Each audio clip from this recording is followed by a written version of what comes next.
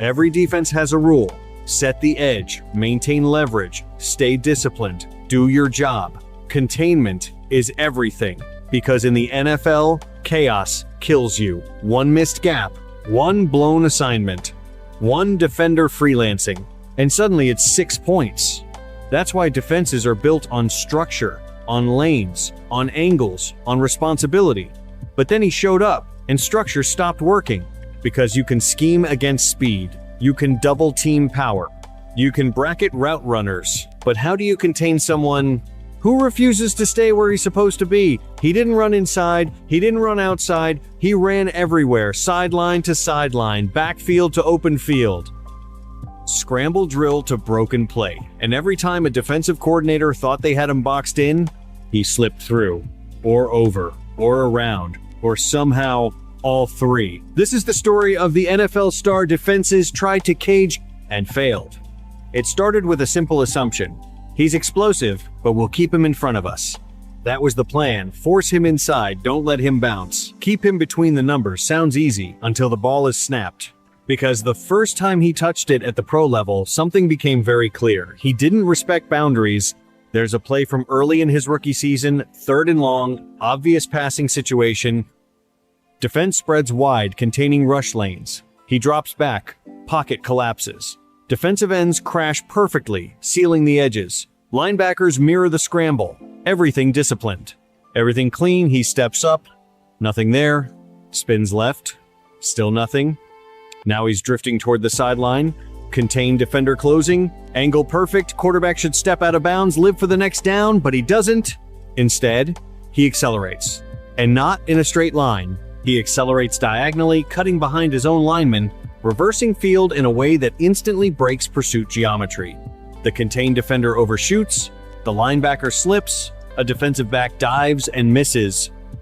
What should have been a 7-yard loss turns into a 9-yard gain. The broadcast booth goes silent for a second, because what just happened violated the most basic defensive principle. You do not let the quarterback escape the edge. And yet, he did. That became the theme. Contain was theory, he was reality. Defenses tried wider rush splits, he split them up the middle. They tried spy linebackers, he made them hesitate. They tried zone coverage to keep eyes forward. He stretched it horizontally until someone broke discipline. And discipline is fragile when panic enters the equation. But here's what made him truly impossible to contain. It wasn't just speed. It wasn't just agility. It was timing. Because containment relies on defenders committing at the correct moment. Too early and you overrun. Too late and he's gone. And he mastered that gray space. There's a clip that defensive coordinators probably still hate watching. Red zone, play breaks down. He rolls right. Defensive end stays home. Textbook contain. Doesn't crash, doesn't bite, stays square.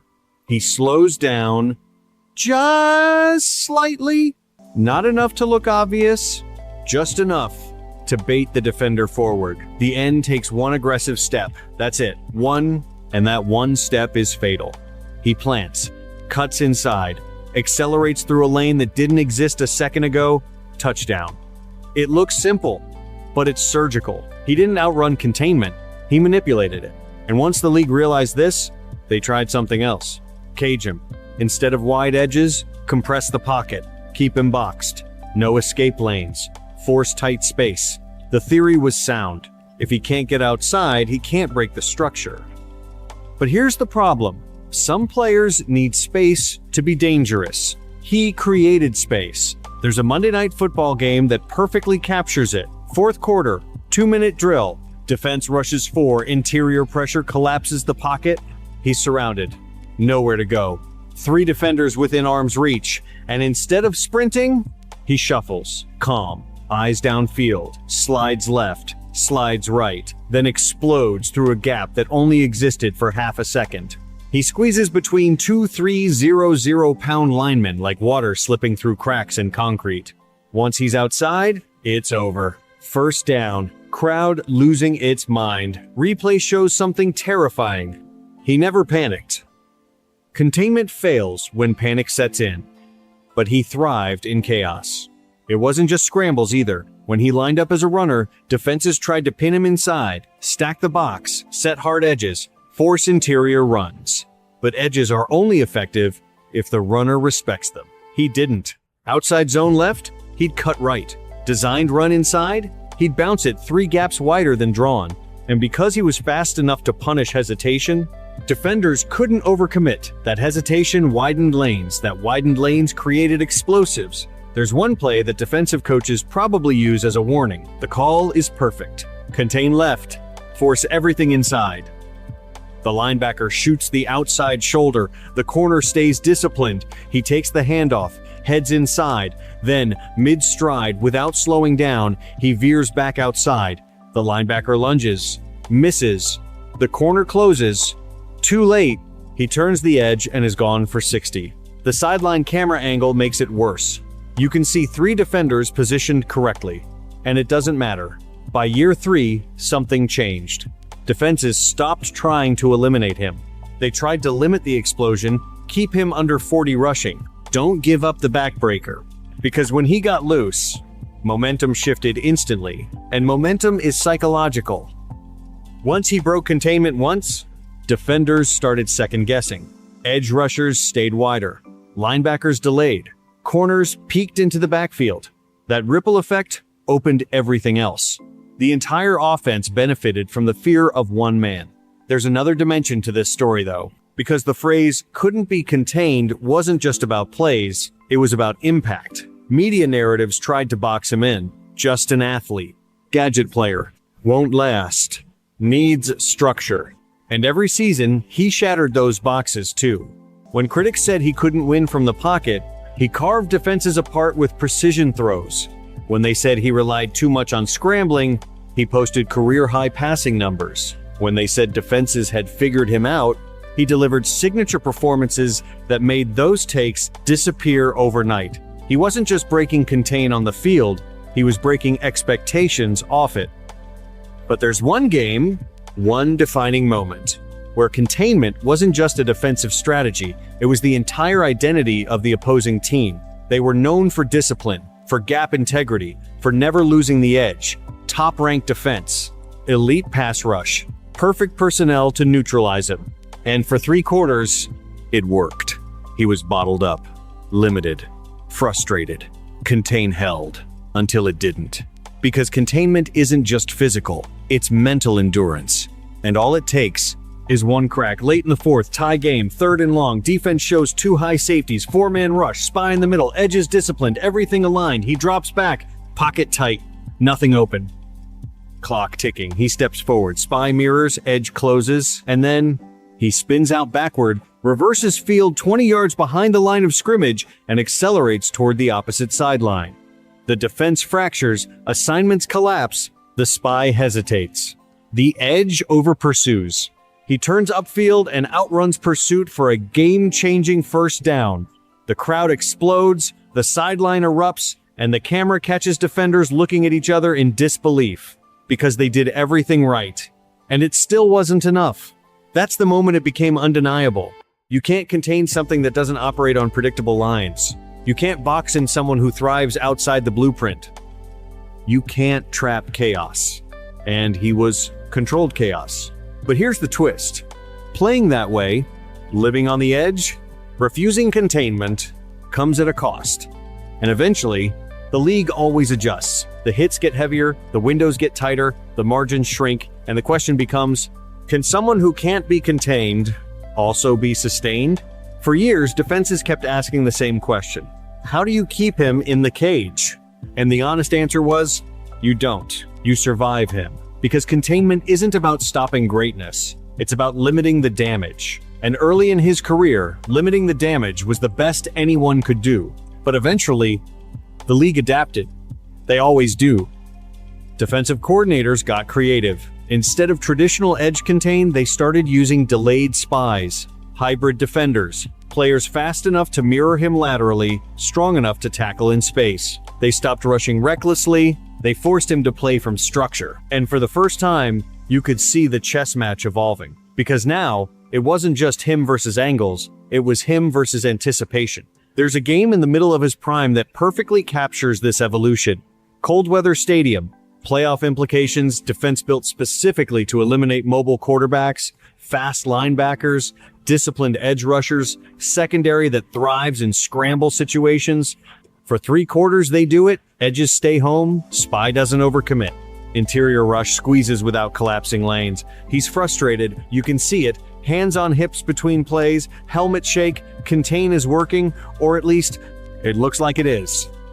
Because even when he's bottled up statistically, something subtle is happening. The defense is exhausted. Not physically, mentally. Because maintaining contained discipline every single snap is draining. You can't freelance, you can't guess. You can't chase sacks, you have to be perfect, and perfection under pressure cracks. 4th quarter, down by 4, ball on their own 35. The defense is still disciplined, still aligned, still patient. He takes the snap, 4-man rush, pocket forms, nothing open. The spy hovers, edges balanced, 5 seconds, 6 seconds, 7 seconds. That's eternity in the NFL. The coverage holds, finally pressure closes. He steps up, the spy mirrors. He fakes right. Spy bites half a step, that's enough. He darts left, not toward open grass, but toward a collapsing lane between guard and tackle. It shouldn't be there, it wasn't there. But because the spy shifted weight, the smallest crease opened, he bursts through it. 20 yards later, the entire defense is in pursuit. Too late. First down. Momentum shift. And on the replay, the analyst says something that defines his career. You can contain him for 59 minutes, but can you contain him for 60?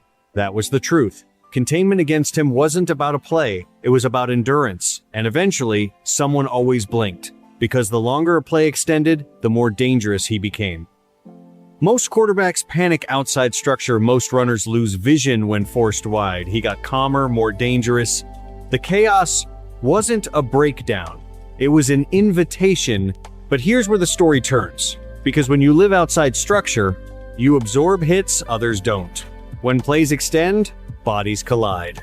When you refuse to step out of bounds, you pay for it. And he paid. Not immediately, not dramatically, but gradually. Small injuries, shoulder soreness, ankle tweaks, rib shots that don't make headlines but linger. The kind of wear that comes from refusing containment over and over again. And the league noticed. Defenders stopped trying to chase him down recklessly. They waited. They hit late in the scramble. They made sure he felt it. Containment shifted from spatial control to physical punishment. There's one particular game that marks the shift. National stage. Division rival. Late season showdown. Early in the game, he breaks free on a scramble. Classic, contain collapses, explosive gain, crowd roaring. But this time, instead of sliding, he tries to squeeze an extra 3 yards. A linebacker meets him at full speed. Clean hit, legal, violent. He gets up slower than usual. Next drive, similar play. He hesitates before accelerating. Still dangerous, still electric, but something is different. Because even stars who can't be contained are still human. Defenses started winning small battles, forcing shorter gains, encouraging him to scramble less, making him win from the pocket. And here's what separates legends from highlights. He adjusted. Instead of resisting containment physically, he began dismantling it strategically. If edges stayed wide, he stepped up and delivered darts over the middle. If spies hesitated, he exploited mismatches in coverage. If defenses refused to chase, he made them pay with precision. Containment had forced evolution, and evolution made him more complete. There's a stretch late in his career where his numbers as a pure passer skyrocket. Completion percentage climbs, turnovers drop, third down efficiency spikes. Why? Because defenses were so obsessed with keeping him inside structure that they forgot he could dominate from it. The fear of him escaping the cage made them cautious. Caution created soft spots. Soft spots created opportunity. And suddenly, the narrative shifted. He wasn't just the guy who couldn't be contained. He was the guy who couldn't be schemed. But the defining moment comes near the end. Not a playoff miracle. Not a 7-0-yard sprint. Not a viral highlight. Just a simple, brutal truth. Late game drive. Season on the line. Defense rushes 4. Spy assigned. Edges disciplined. He drops back, pressure closes. For a split second, the old instinct appears. He could break right, he could spin out, he could extend, but instead, he steps up, delivers a strike into a tight window. First down, no scramble, no chaos, just control. The camera cuts to the defensive coordinator. Hands-on headset, expression blank. Because they contain the edges, they contain the lanes, they contain the scramble, and it didn't matter. That's when you realize something powerful. Containment was never the point. He wasn't dangerous because he ran outside structure. He was dangerous because he forced structure to bend. He forced defenders to hesitate. He forced coordinators to compromise. He forced entire game plans to revolve around him. Containment isn't about sidelines, it's about limits. And he had none. Not in movement, not in adaptability, not in impact. When he eventually stepped away from the game, the debate started immediately. Was he the most electrifying? Was he the most impossible to defend? Was he the hardest to game plan? Stat sheets tell part of the story. Pro Bowls, all pros. Signature wins. But numbers don't capture containment pressure. They don't show defensive hesitation. They don't quantify the mental fatigue of chasing something that refuses to stay still. Because what made him special wasn't just what he gained, it was what he forced others to lose. Composure, discipline, confidence. Even now, years later, defenders speak about him differently. Not with resentment, with disbelief. You couldn't rush him normally. You couldn't chase him normally. You couldn't relax for a second. And that's the ultimate sign of someone who couldn't be contained, not because they ran outside the pocket, not because they broke tackles, but because they broke predictability. Every era has its rules. Stay in structure, trust the system, respect the boundaries. And every era has that one player who redraws the boundaries entirely. He wasn't reckless. He wasn't chaotic. He was calculated freedom. And freedom, in a league built on assignment football, is terrifying. There are stars who dominate inside the blueprint. There are stars who win with power. There are stars who win with precision. And then there are the rare few who win by refusing to be boxed in, refusing to be labeled, refusing to be limited. He wasn't just difficult to tackle. He wasn't just hard to spy. He wasn't just elusive. He was unconstrained, unrestricted, uncontained. And that's why defensive coordinators will always remember him. Not as the fastest, not as the strongest, but as the one player who made them feel like no matter how perfect the plan was, it still wasn't enough. Because you can draw up containment on a whiteboard, you can practice edge discipline, you can preach leverage, but you can't design a cage strong enough for someone who was never meant to live inside one